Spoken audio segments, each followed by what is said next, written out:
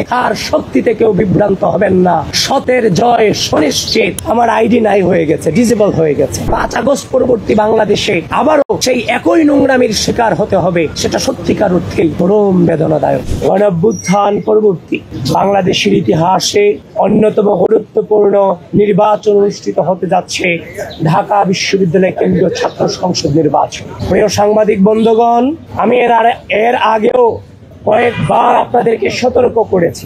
আপনাদের মধ্য দিয়ে গোটা জাতিকে এবং গোটা ঢাকা বিশ্ববিদ্যালয়ের শিক্ষার্থীদেরকে আমি সচেতন করার চেষ্টা করে গিয়েছি যে নির্বাচনের আগের দিন নানান ধরনের সাইবার অ্যাটাকের এদের প্রিপারেশন। আমি যে সংখ্যাগুলো করেছিলাম তারই প্রমাণ মিলল আজ সকাল 9টা 9:30টার দিকে।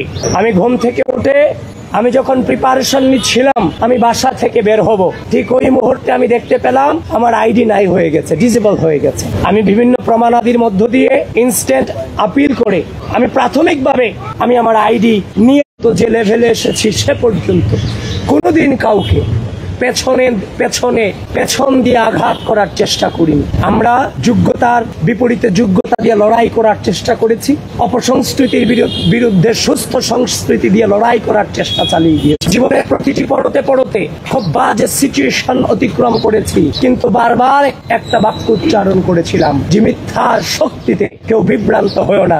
আজ ওই মধুর ক্যান্টিন থেকে বলতে চাই, মিথ্যার শক্তিতে কেউ বিভ্রান্ত হবেন না।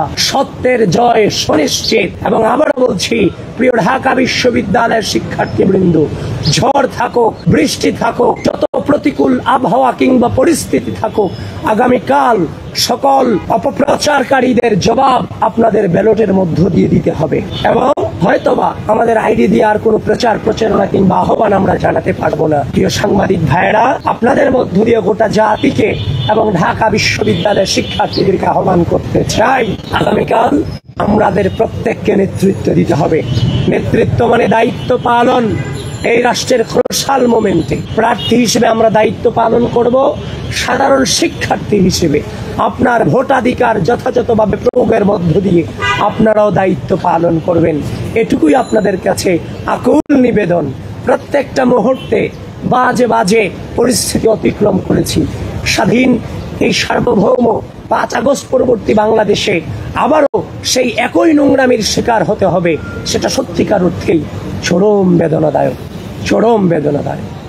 প্রিয় বন্ধুগণ, আবারও বলছি, যারা মানবাধিকারে বিশ্বাস করে না, মত প্রকাশে বিশ্বাস করে না, ঢাকা বিশ্ববিদ্যালয়ের শিক্ষার্থীরা আগামীকাল তাদেরকে ব্যালটের মধ্য দিয়ে জবাব দিবে ইনশাআল্লাহ। ধন্যবাদ সবাইকে।